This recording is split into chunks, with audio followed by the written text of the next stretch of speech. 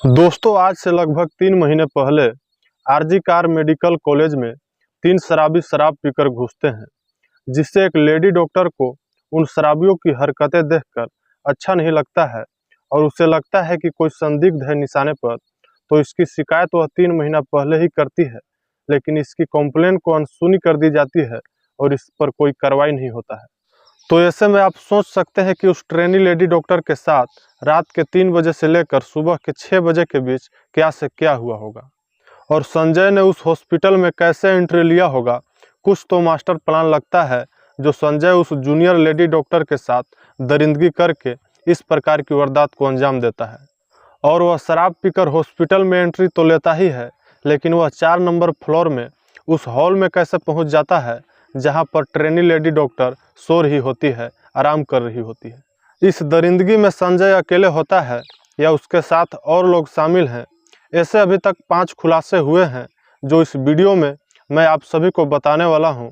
उससे पहले एक छोटा सा रिक्वेस्ट है कि वीडियो को लाइक कर दें और चैनल को सब्सक्राइब करके बेल आइकन को ऑल पर प्रेस कर दें, ताकि आने वाली इसी प्रकार की कहानियाँ का नोटिफिकेशन आपको मिलता रहे।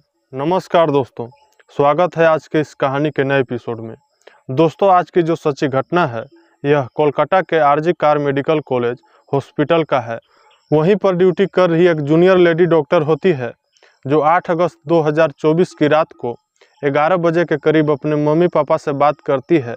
और मम्मी पापा से बात करने के बाद उस जूनियर लेडी डॉक्टर के माता पिता अपनी बेटी से बात करके सो जाते हैं।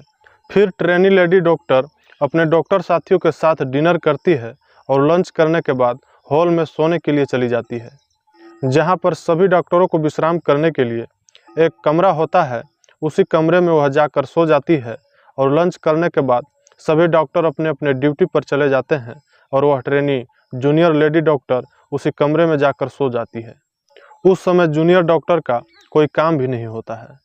दोस्तों, सीसीटीवी कैमरे के अनुसार रात के करीब 3 बजे के लगभग एक शख्स का एंट्री उसी हॉल में होता है जहां पर वह ट्रेनी लेडी डॉक्टर सो रही होती है, आराम कर रही होती है, जिसका नाम संजय होता है, जो पुलिस डिपार्टमेंट में वह वॉलेंटियर का काम करता है तथा मरीजों को इलाज कराना तथा उसकी देखरेख करता है और इसके बदले उससे पैसा भी लेता है। दोस्तों, उस रात को भी संजय एक पेशेंट को लेकर आता है और उसका इलाज करवाता है। फिर संजय हॉस्पिटल के बाहर जाता है और बाहर जाकर कहीं भी शराब पीकर फिर से वह हॉस्पिटल में एंट्री लेता है और वह 4 नंबर फ्लोर पर हॉस्पिटल में उस हॉल में जाता है जहां पर उस ट्रेनी लेडी डॉक्टर सो रही होती है। और इस प्रकार की वारदात को अंजाम देने के बाद वह करीब 4:30 बजे के लगभग उस हॉल से बाहर आता है। इतने समय तक संजय उस ट्रेनी लेडी डॉक्टर के साथ ऐसी दरिंदगी करता है जो उसके बॉडी को देखकर सभी लोग के रूह कांप जाते हैं। दोस्तों, इस प्रकार की कृत्य करने के बाद संजय हॉस्पिटल से बाहर निकलता है और जाकर पुलिस बैरक में बीच में जाकर सो जाता है। और जब सुबह होती है तो झाड़ू लगाने के लिए एक स्टाफ उस हॉल के अंदर जाता है और उस महिला डॉक्टर के उस हालात को देखकर उसके रूह कांप जाते हैं और वह दौड़ते हुए हल्ला करते हुए बाहर भागता है। और जब इस घटना की जानकारी और लोगों को पता चलता है तो सभी लोग हैरान हो जाते हैं और इस दरिंदगी की घटना सोशल मीडिया के माध्यम से चारों तरफ फैल जाती है। अनेकों विरोध प्रदर्शन किए जाते हैं। दोस्तों, सीसीटीवी कैमरे के अनुसार संजय जब उस हॉल के अंदर जा रहा होता है तो उसके गले में एक ब्लूटूथ कनेक्टिंग वाला ईयरफोन होता है। और इस प्रकार की वारदात को अंजाम देने के बाद वह सुबह के 4 बजे जब हॉल से बाहर आता है तो उसके गले में वह ईयरफोन नहीं होता है और वह ईयरफोन उस लेडी डॉक्टर के पास होता है, जो हड़बड़ में संजय वहीं पर छोड़ के भाग जाता है तथा संजय के पैर पर ब्लड भी लगा होता है। इस प्रकार की सबूत को देखकर पुलिस संजय को हिरासत में लेती है। लेकिन इसमें सोचने वाली बात यह है कि क्या संजय इस वारदात में अकेले है या उसके साथ और लोग शामिल हैं। इस केस को सोशल मीडिया के माध्यम से जोर शोर से उठाया जाता है और अनेकों विरोध प्रदर्शन किए जाते हैं, जिससे कुछ दिनों के बाद यह केस सीबीआई को सौंप दी जाती है।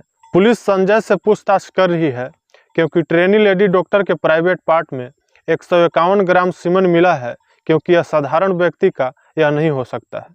इसलिए कुछ लोगों का कहना है कि इस ट्रेनी लेडी डॉक्टर के साथ रेप नहीं बल्कि गैंगरेप किया गया है। हालांकि संजय और ट्रेनी लेडी डॉक्टर का डीएनए टेस्ट के बाद खुलासा होना बाकी है कि यह रेप हुआ है या गैंगरेप। क्योंकि उतने बड़े सरकारी मेडिकल हॉस्पिटल में सिक्योरिटी इतनी कमज़ोर है कि संजय शराब पीकर उस हॉस्पिटल में एंट्री तो लेता ही है, बल्कि 4 नंबर फ्लोर में उस हॉल तक पहुंच जाता है जहां पर वह ट्रेनी लेडी डॉक्टर सो रही होती है। वहां तक उसे कोई भी सिक्योरिटी जाने से नहीं रोक पाता है। तो इससे आप सोच सकते हैं कि ऑन ड्यूटी लेडी डॉक्टर के साथ इस प्रकार की वारदात को अंजाम दिया गया। आखिर इसमें सोचने वाली बात यह है कि संजय को कैसे पता होता है कि वह ट्रेनी लेडी डॉक्टर इतने बजे उस हॉल में आराम करने के लिए जाती है तथा इतने बजे उसका ड्यूटी खत्म होता है। कुछ न कुछ उस हॉस्पिटल में उस ट्रेनी लेडी डॉक्टर के इर्द गिर्द रहने वाले लोग पहले से मिले होंगे, जो एक पहले से निर्धारित मिस्ट्री प्लान के आधार पर इस प्रकार की वारदात को अंजाम दिया गया। बाकी इस प्रकार की घटना के बारे में आप क्या कहना चाहोगे, नीचे कमेंट बॉक्स में हमें ज़रूर बताइएगा। और अभी तक वीडियो को लाइक नहीं किए हैं तो प्लीज़ वीडियो को लाइक कर दें और चैनल को सब्सक्राइब करके हमारे साथ जुड़ जाएं, क्योंकि इस चैनल पर इस प्रकार की मज़ेदार एवं सच्ची कहानियाँ मैं लेकर आते रहता हूँ। तब तक दीजिए हमें इजाज़त। मैं मिलता हूँ आप सभी से किसी नेक्स्ट वीडियो में नए टॉपिक के साथ नई कहानी लेकर। नमस्कार।